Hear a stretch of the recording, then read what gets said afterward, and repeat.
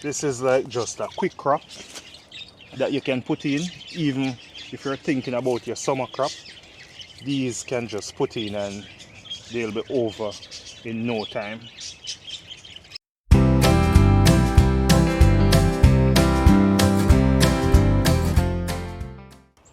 I have some pak choi here where I'm going to start thinning them out, moving a few into a couple of the bed and just put them in row so that they can be organized. So I'm going to make a few rows in a couple of the bed and put these.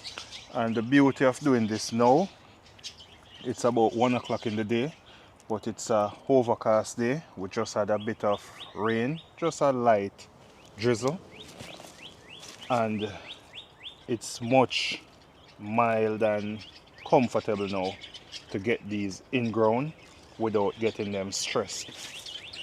Welcome back to the channel, guys. I'm Country Morrow. If you're new here, welcome. If you're a subscriber or a viewer, welcome back. These beds are the beds that I took the carrots from the other day. I'm just going in with pak choi now. I'm getting these pak choi in rows so that they can look much more organized and have a bit of space also to mature better. Over where I took them from, I had like 3 or more in a single hole. So I'm just getting them out, giving them some space, and then between them I can go ahead and plant other things because I hardly have dedicated beds to plant anything. A few areas where I will dedicate some things this season, but it's not going to be a practice for me. I like to have the plants just growing together all around. The next thing about today, getting these in ground. This is about the right time to start getting these leafy green in ground. Last night we had our full moon or blood moon, full blood moon. For us gardeners, it is known as the worm moon. So it's the full worm moon for us. So we're in spring now, basically, not on the calendar, and we're getting warm. Our days are in the high 70s and low 80s, even mid 80s a few days. And we're gonna start getting those bugs coming out now. This is their time of year. No matter what you do, they're going to be out.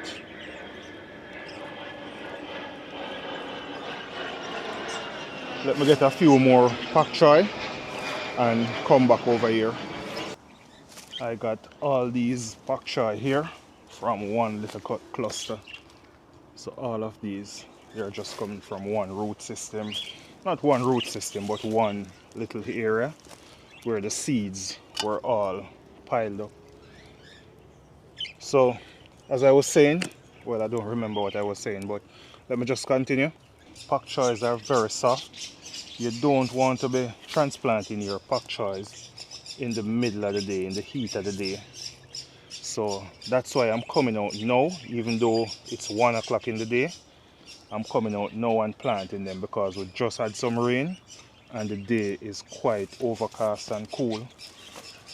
So getting them in ground now, they're not going to be stressed, and they have the entire evening and night period. Camera just went down on me. Yes, so as I was saying, they have the entire evening and night period to cool down and just revive through that shock of being transplanted. If the sun is out tomorrow very hot, they're still going to be a bit stressed, but at least they got like maybe about 12 or so hours of coolness. Still have to get some more. Still have carrots here. Here are these carrots. Still picking them out. So this is basically one of the reasons why I'm getting these pak choys out. Cooler day, it's best to just transplant them right away. Get a few from over here. And the thing is, the funny thing is, these beds that I'm removing these pak choi from, I'm going to be planting things in them also. So it's like I could have left them there, but I just want them to be more organized in the garden area. And too much was in one particular location anyways. So it's just a matter of thinning them out. Within another 3 weeks, 3 to 4 weeks, these should be ready to harvest, or even before that, maybe I can get a harvest from this. Now that I have all these pak choys here, I'm going to take you guys and just show you what's happening in this bed with lettuce and amaranth. This is mostly lettuce and amaranth in this bed right here. I'm going to transplant a few of these lettuce and get them in that bed that I'm just putting in those pak choy in. So like these lettuce, these are ready to be transplanted. So I'm just going to remove a few of them. I'm not sure if I'm going to touch any amaranth today, because amaranth is just all over. Everything that you're seeing here, these are all amaranth. Thousands of amaranth right here. So I'm just going to allow them to grow a bit more.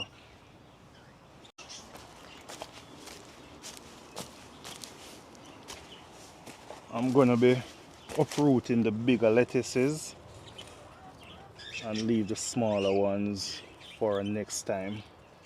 Or the small ones can just stay, and I'll just uproot them whenever they get a bit bigger, not to transplant them, but just to eat.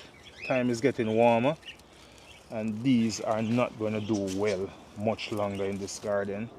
So might as well I just go ahead and start getting them in ground and pushing them.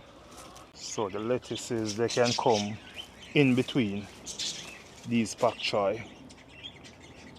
So I'm using up as much space as I can, but I don't want to crowd the bed with just one particular green. I have other things coming up in these beds also, amaranth, because the seeds are just all over the place, so they'll be there also. But once I can get these in, get them watered, I'm good. So I have a little on and off rain going on here with me, so I just took a break and I'm coming back now.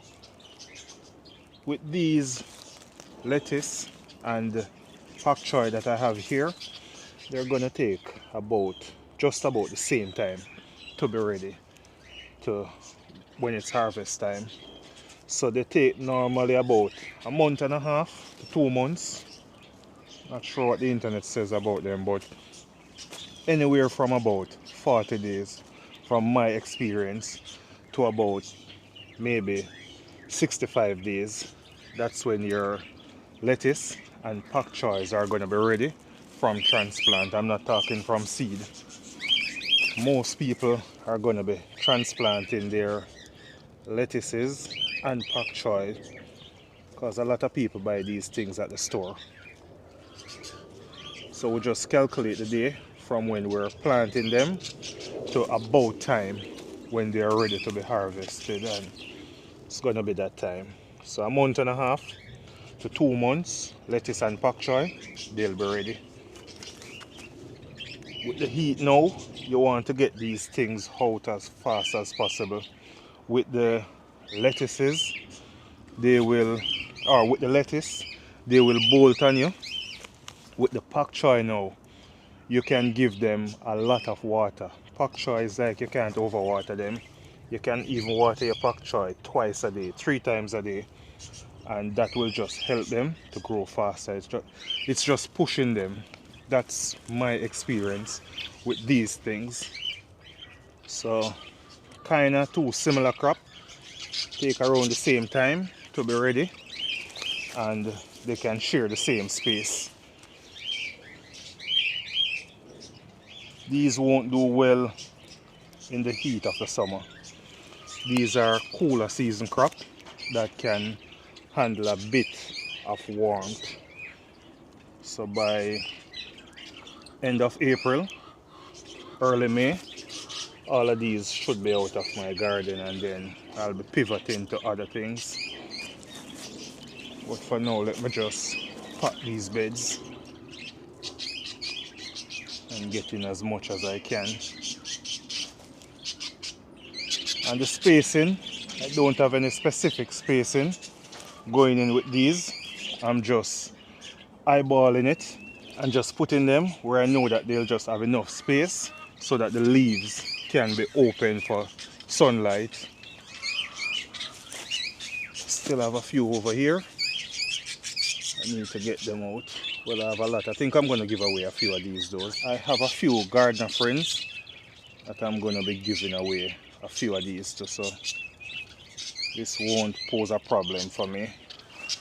What I can't give away, animals will eat them.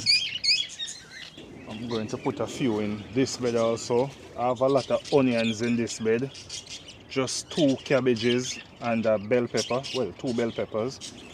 So I'm just going to come in between those spaces and at the edges and just plant some of these. This is like just a quick crop that you can put in, even if you're thinking about your summer crop. These can just put in and they'll be over in no time. So don't worry about space in the garden with these, because they won't be lasting a long time. Yes, they can get big and leafy, but once you're coming in and you're harvesting, that's the greatest part. You'll get rid of them very fast. So get some more. I think I'm gonna also spread some more lettuce in this bed also. This is mostly pak choi that I have here. I have some baby birds coming out of the boxes. Springtime now, so they're making a lot of noise also. In this bed also have some beet. I'm gonna be taking them out. And I think a few turnips are in this bed also. I'm just gonna be taking out all of these, make some juice this weekend. So as I'm going along planting, I'm harvesting just this little corner, and this is the amount of beet that I'm getting. Let me just pull these out, even the ones that didn't do so well, because it's really time for them to get out. I know I said I wasn't going to plant any amaranth, but these, look at these amaranth suckers. These seedlings are looking so beautiful. I'm going to plant them in these grow bags. But before I go any further, this is not a sponsored video. However, I have these seeds from Survival Garden and I'm going to be trying them out. I don't know exactly what is in the package as yet. I haven't opened it, but I'm going to be trying out the seeds from Survival Garden this season or whenever it's time to plant these seeds, because you just can't go ahead and just plant seed anytime. It's a package with 30 heirloom seed packages, so maybe it's a mixture, maybe it's different type of seed all around. Don't know as yet. Let me just look for some spot now to plant these amaranth. Whenever amaranth start taking over, they get so large, even when you cut them and they start growing again. So you have to be specific and deliberate in where you're planting your amaranth, because they will shade out some of these leafy green and other things. I think I can put one in this bucket right down here. I had a, what you call it again, I had a celery in this bucket, but it wasn't doing so well, so I'm just going to throw it out. I have too much celery to be focusing on one celery that isn't doing well in the garden. Some of the times you just have to get rid of some plant. Even this lettuce that is bolting, going to seed, just get rid of it. I'm planting fresh lettuce, so that one can go to the chicken. Then this bed now, I can go ahead and put an amaranth in this bed. So no love lost for the bed. Still have food in it. And with everything that is happening in the world, guys, consider planting your own food or try doing some form of gardening. Try to be a bit less dependent on the government. You can go to your bed one night, wake up the next morning, and we're in a war zone. You just don't know what's happening. No, this is a gardening channel. Don't want to get political on it or anything like that, but it's just the reality of the world that we're living in. So try to have your food source. Rabbit, very good source of protein. I'm going to get rid of some of these old cabbage also. These can go on the fridge. This is a tiny one, wasn't doing so well.